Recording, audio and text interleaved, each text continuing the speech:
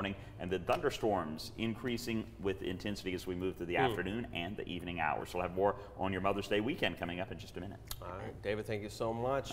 Well, this morning we're learning more about a school bus crash in North Georgia. Yeah, it happened yesterday as students were going home from school and involved 3 buses in Dade County. That's where we find Channel 3's Michelle Herron. She joins us now live with more on this story. Good morning, Michelle.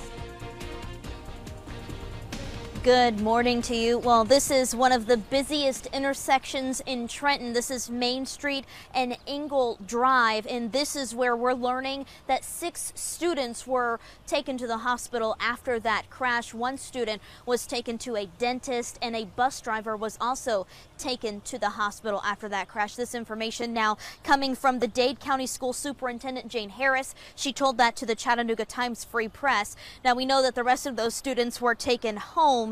We know that the buses were lined up at the stoplight here at this intersection when that crash happened. Now, investigators today will continue to piece together what exactly happened so they can figure out what caused this crash.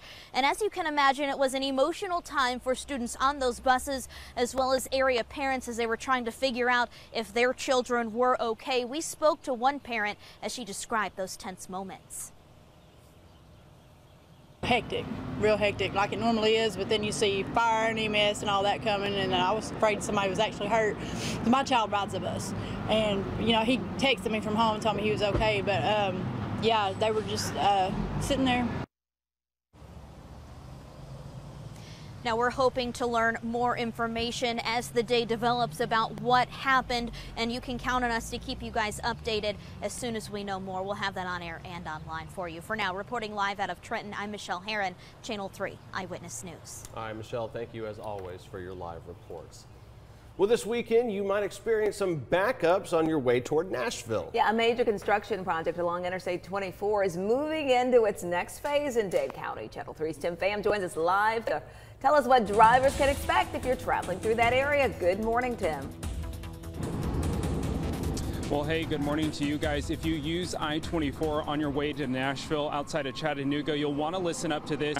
This is where crews will be working on this bridge behind me. You can see this is the old one. It will be replaced by a new bridge this weekend. The Georgia Department of Transportation says they've been working on the State Route 299 bridge for a little while now, and this is one of their biggest phases of the project, and it could cause some major delays this weekend. Crews will be using a method which will allow them to remove the existing bridge and install a new bridge in a shorter time frame. Our Sky 3 drone gives you a different perspective from above the project. GDOT says they'll be using their accelerated bridge construction method, which allows this phase of the project to be completed in about 56 hours. The majority of the project will take place this weekend, and that traffic shift is expected to start around 9 o'clock tonight. The new bridge will be moved into place where the current one is standing. Now, I-24 traffic eastbound will be diverted to the median, and that's likely where we'll start to see some backups and slowdowns through this construction zone.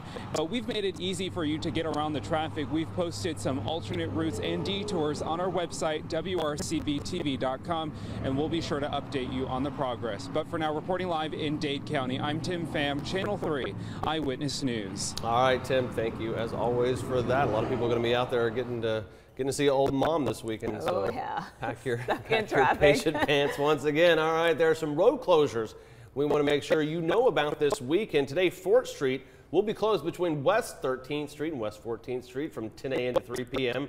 for the Mo Party picnic.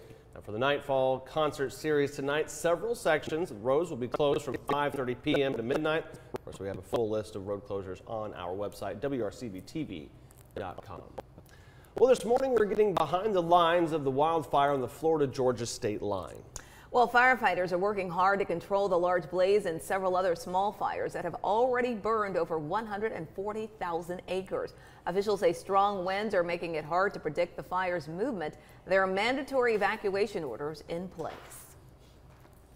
Very dry down there on the Florida-Georgia line, of course, not helping out situations. Here we've had some moisture We need some moisture, especially for our gardens and our farms this weekend. Kind of soak it up and bank that rain. Absolutely. We're going to be dry for about 7 days after today. So take a look outside. 72 Chattanooga. Winds out of the south at 7 miles per hour, continuing to bring in that warm air. A couple of passing showers this morning, but for the most part, just cloudy skies. And then heading into the afternoon and the evening hours, those showers and storms will begin to pick up. As a matter of fact, if you're heading to the Strawberry Festival today, the earlier you get there, the better. I do think those storms will be developing through the afternoon and evening hours. On Saturday, maybe a couple of showers early in the day, but it's going to be perfect for the Tennessee Strawberry Festival in the beautiful city of Dayton, Tennessee. We're going to have more on your weekend forecast, including peak of Mother's Day coming up in just a moment.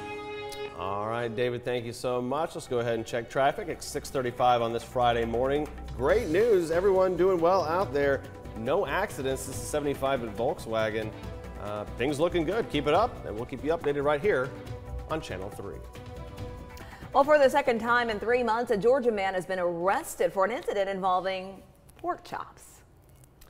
Police say this man, 29-year-old Terry Ball, was arrested earlier this week for violation of a bond order. Police say the order stemmed from a February arrest in which Ball is accused of assaulting his 60-year-old mother with a pork chop. Ball's mother called police this week saying he was trying to fight everyone in the house. Police say Ball claimed to be upset because his family ate his pork chop, forcing him to just eat noodles.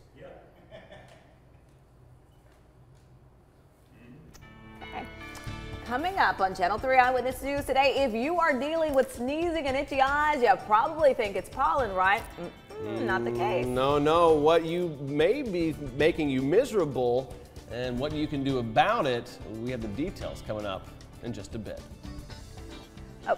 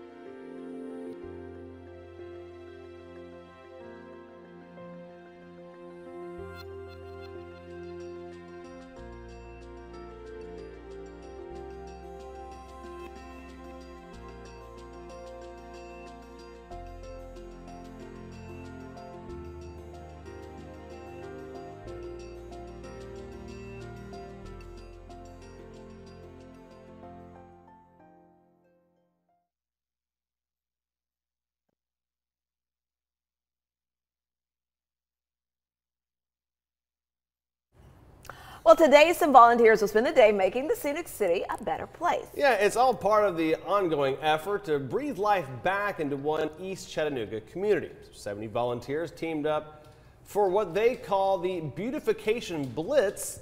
It's the second year for this project that brings together Habitat for Humanity and Glass House Collective. They're continuing the effort today, pruning, clearing debris, and laying fresh mulch in the Glass Farm District. Weather permitting, of course. That all gets started this morning at 9 a.m. Now, pollen usually causes the most sneezing and coughing during the springtime, but here's another problem you might not think about: mold. Yeah, our higher amount of rainfall the last few weeks is why mold levels have been higher. Many of us are allergic to pollen, but you could also be allergic to mold spores and not even know it. The symptoms are usually the same. Unlike indoor mold that is easily seen, outdoor mold spores are microscopic and your reaction to them might take longer to show. The invisible attacker that's out there causing patients to be miserable. Well, doctors say if you think you might be allergic to pollen or mold, you can take an over-the-counter antihistamine like Allegro Claritin. But go get tested. An allergist can tailor your treatment based on your exact allergies. All right, well, this weekend, if you are still looking for Mother's Day plans, making those plans, don't forget about the Rose Garden tours from the Tri-State Rose Society of Chattanooga. Yeah, these are great people and beautiful places. Take a look at this. This weekend, several folks from the group are opening up their private gardens to the public to teach others about their passion and to create memories for those spending time with loved ones. The main thing, though, don't forget this Sunday, Mother's Day. We have more details about the garden tours on our website. 6:41 coming up on Eyewitness News today. David has when you and Mom will need to stay inside this weekend. Got some rain headed our way. Yeah, plus we're going to take a look at how your Friday morning commute is shaping up. Stay with us.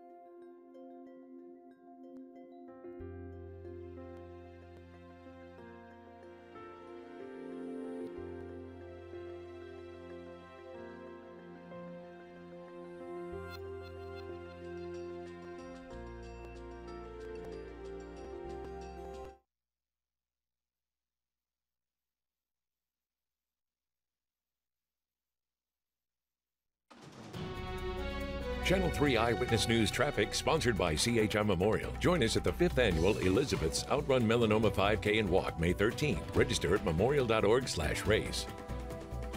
Hey, happy Friday, everybody. Oh, we got the quad box up and great news to report. There are no accidents anywhere on the interstate system or state route that are going to slow you down throughout the Channel 3 viewing area. We'll keep you updated on that. Hey, want to show you something really cool here if we can. We're talking International Space Station time. Well, that looks like mission control, so either way. But this is the 200th spacewalk today. You can see right there, astronauts getting ready. So it's going to be Commander Peggy Whitson. She actually holds the U.S. record for the most spacewalks by a female. And flight engineer Jack Fisher Whitson going to be getting out there for the 200th time. A little did you know, the first spacewalk, December 7th, 1998. Of course, that being the first spacewalk from the International Space Station off of a Endeavour trip up to the stratosphere. David, pretty cool, man. You got your out of this world live shot right there. Yeah, the mission control part, it doesn't, I remember like the Apollo 13 mission control where they're sending banks of, yeah, they got like TI-82s. Like 3 guys around a laptop. Yeah, now. exactly. But yeah. still impressive, still the cool, spacewalk part. Looking at our Holiday Inn downtown camera, a lot of clouds, very little in the way of any rain, but we're going to see showers and storms moving in later this afternoon into this evening. And if you're heading to Miller Plaza at 7 p.m., nightfall, the Suffer is going to be taking the stage. There will be some scattered storms in the area, so just be aware of that, whatever your outdoor plans are this evening. Looking at some good rainfall so far for the year, we're 5.35 inches above our average rainfall. That rain has been good, but it has also produced another issue with our breathing, and that is mold spores. Whenever it rains, that helps speed up the decaying process of vegetation on the ground, which releases mold spores, and so the mold spore count is up into the moderate category. Meanwhile, pollen counts are down into the moderate category, and our air quality is moderate as well. Showers and storms developing later today, cooler and then clearing on Saturday with awesome weather for Mother's Day, though it will be warm in the low 80s. 72 right now in Chattanooga, very warm start to the day. We're at 60 up toward Murphy. Satellite radar showing some storms moving through Spring City, Maryville earlier this morning. Now what we're looking at is just a lot of clouds, maybe a sprinkle or two with more widespread showers and storms moving in later this afternoon, and we see that pretty clearly on Vipercast as this low works its way eastward. More showers and storms will develop mainly the afternoon and the evening hours. For your commute home, I would expect some pretty good coverage of showers and storms, and then even into the overnight. As late as 6 a.m. on Saturday morning, still maybe a few spotty showers. By 8 o'clock tomorrow morning, I think everything will be gone. We'll still have some clouds, but even the clouds clear out tomorrow late morning into the afternoon with a high in the mid to upper 70s, and sunshine tomorrow afternoon. It's going to feel great. Not bad on Mother's Day either, with lots of sunshine all day long, clear blue skies, and highs in the low 80s. So we will start to warm up. As a matter of fact, Monday, we're going to be back into the mid 80s, and get this, by Tuesday, we're up to 90 degrees, and we're going to stay at 90 degrees with no rain in the forecast next week. Rainfall amounts just today, 0.73 inches all the way up to an inch and a half of rain north of town, and that takes us through Saturday morning. Again, after 8 o'clock, no rain expected. So today, rain, some storms, especially this afternoon, 76 the high tonight. Scattered storms, they're going to taper off during the overnight, 61 for the overnight low, and the Storm Alert 7-day forecast showing really nice weather Saturday afternoon, 77 and sunny, and then 82 and sunny for Mother's Day, up to 86 on Monday, and 90, 90, 90 Tuesday through Thursday, with some clouds moving in, but no rain after today, really. Okay, soak it up and get ready for the hot weather. Thanks, David. In Marion County, Whitwell Middle School student will not be allowed to return to school after allegedly sexually assaulting 2 students on an overnight field trip. Police are investigating the 6th grade boy after the incident at a space camp in Huntsville. Staff members called the director of schools, Dr. Mark Griffith, when they learned 2 6th grade boys may have been assaulted by a classmate. He says the incident started as horseplay and tickling, but led to inappropriate touching. He is now back here. The parents went down and picked him up and brought him back. He is facing expulsion depending on the DHA recommendation next week. Well, school counselors were sent to Huntsville to be there for the 2 victims. Their parents chose for them to stay at the camp and receive that support. Griffith plans to travel to Alabama to work with investigators and examine field trip rules. It's not clear what potential criminal charges the boy could face. That will be up to Alabama authorities.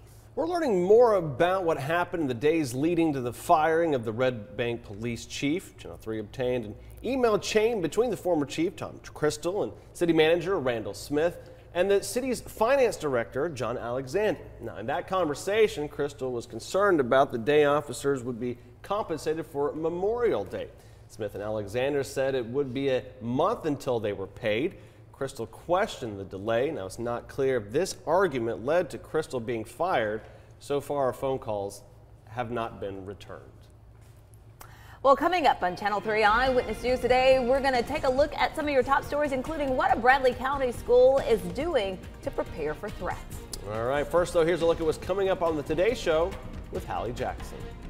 Good morning, and on this Friday morning, more fallout after the firing of James Comey, particularly after the president's one-on-one exclusive interview with Lester Holt, in which he talked about the timeline, saying that he would have fired Comey regardless of the recommendation from the Department of Justice. That is not quite what the White House said Tuesday night when the press secretary indicated that the president took those actions based on the Deputy Attorney General's recommendations. We're taking a closer look at the timeline. We're also taking a closer look at something else the president said, which is that he asked James Comey to confirm that, in fact, President Trump was not the subject of an investigation. Experts are telling NBC News that that was not illegal, though it may have been politically unwise. Much more to come on the Today Show in just a bit.